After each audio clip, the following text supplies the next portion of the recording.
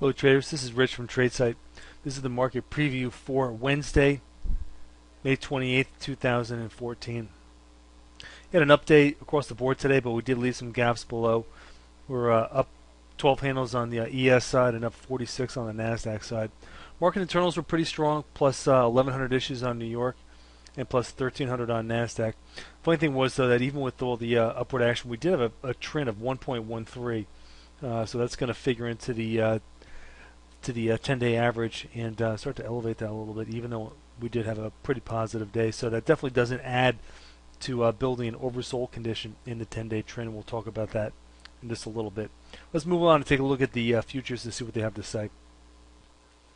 First up, let's take a look at the NASDAQ side of the market, which had relative strength. We had a pretty good gap up today and pulling away here. It's a bit of an exhaustion gap because it wasn't really away from a consolidation period. It was really after a multi-day advance already. So we're now 6 bars up in the seeker startup phase. Keep an eye on this though, because we almost matched the high close of the move. The next move is the next level is going to come in at 8/8 at 37.50 if we can better the previous high close here at about 37.29. To the downside, obviously the gap window, which was Tuesday's low, is going to be first support, and then more important support there at the 6/8 level at 36.71, 36.72, which closes the gap from the previous session. ES side of the market, again, another little bit of a quasi-exhaustion gap, only this one isn't quite as well defined. A little bit more of a breakaway gap in nature than the NASDAQ side, because we're more lateral here than the NASDAQ side. We did jump rope over the risk level from the secret exhaustion. Remember, the secret exhaustion marked the end of this impulse that started down here. We had this little correction to the downside that undercut the 50 and the 10-period moving average, and now we're back up here punching out the new highs. This is a new high close on the move and a new high, and we're also going to frame shift the GAN box because we've settled above the plus 2/8 level, which is a big deal. So again, support levels are going to be the same as the NASDAQ side. Near-term support is going to be the day's low, then the gap fill. Resistance is going to be the plus 3/8 level at 19.21. Interesting thing, while the equities were coming on pretty strong today, so were the bonds. The bonds did not have a down day. The bonds were not a source of funds. They were rolling back to the upside here, so they're trying to get some distance away from the 8/8 level. Doesn't really mean anything though until the previous highs get taken out, and then we can talk about the plus 2/8 level at 115.5. Oil futures were kind of a wild ride today, ultimately settling more or less where they did last week. Right now we do have kind of a triple top in place here, and as we've always said, there really is no such thing as a triple top, so be prepared for this to do something and take a shot at the 8/8 level at 106.25. The gold futures were much lower on the day. We're 12 bars down now, which is definitely important. Note that we closed below any previous low close, and we've also expanded the range to the downside. So critical support is going to be coming in at 12.50 here, which is the next real level in play.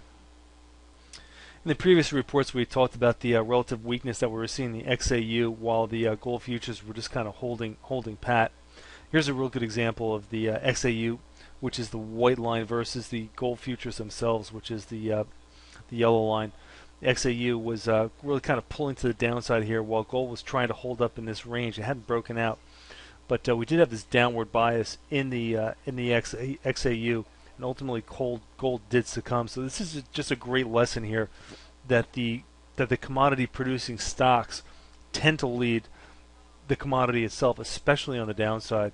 And we definitely saw evidence of that today. Even though the XAU was weak and really broke down today, gold prices were really being pulled down by these lower lows that were put in place already by the XAU. We had a pretty high reading today in the 10-day in the trend. We closed at 1.13, so that actually moved up the 10-day trend, 10-day average, even though we were higher on the day.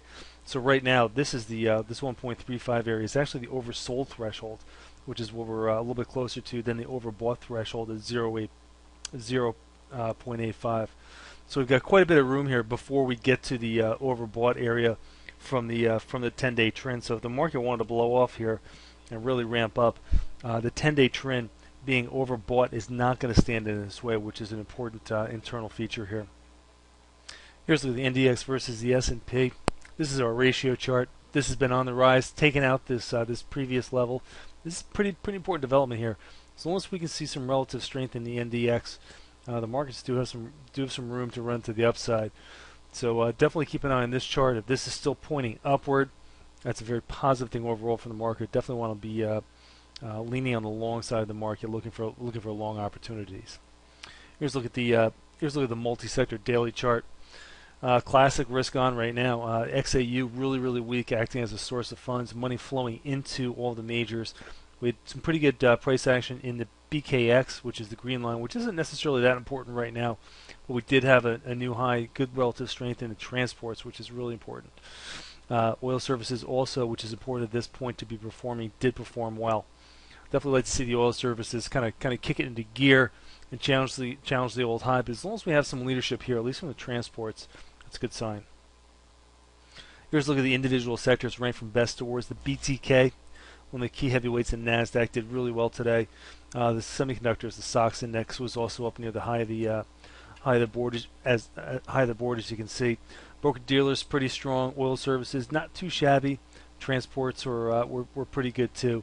Lagger, obviously the XAU was hit very hard when gold finally rolled over, but wasn't too hard to see this one coming, as we talked about before. Let's take a quick look at a couple of the key charts. All right, here's a look. Let's take a look at what I think are the more important charts right now. Here's a look at the OSX, Oil Services Index. It was a positive day, made a new high close on the move, but didn't really make a new high on the move. Still getting resistance here, as you would expect from the 6/8 level, in combination with the 50-period moving average. If we release out of this and turn to the upside, we probably could see this 8/8 level and the static trend line put into play. We're only 4 bars up in this move so far. Downside support is going to remain at 4/8 at 280, 281 and a quarter or so. Moving on to the transports. Decent day.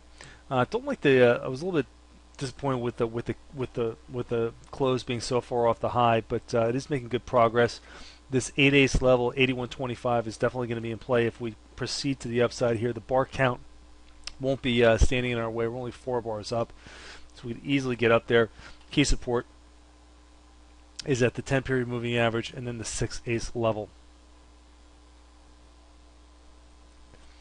Semiconductors starting to get into gear here a little bit. It's kind of a sneaky little close here because this is a new high close on the move actually, just by a little bit, but good enough. Not a new high on the move. We're going to have some pretty good overhead here at the plus 1/8 level, which is also the static trend line from this 1 through 13 exhaustion run. So got a little bit more of the upside before we start running into trouble. This one's a little bit deeper in the count than some of the other indexes that we were looking at before. The other indexes were like 4 bars up. This one is 6 now. So this is definitely something that could really see some good resistance, even at the plus 2/8 level if it has enough momentum to get up there. So definitely good momentum going right now. You can see the MACD is positive above the 0 line. So definitely keep an eye on the long side here. And here's a look at the XAU. XAU is breaking down below the 0/8 level, so we're approaching the oversold areas, excuse me. So minus 1/8 at about 84.5 is going to be important, and then minus 2/8 at 81 1/4 is going to be big support. Already 7 bars down in this seeker startup, so if we get to 8 or 9, look for a little bit of a bounce back to the upside, which should be very playable. All right, folks, as always, thanks for listening. This has been Rich for Tradesight.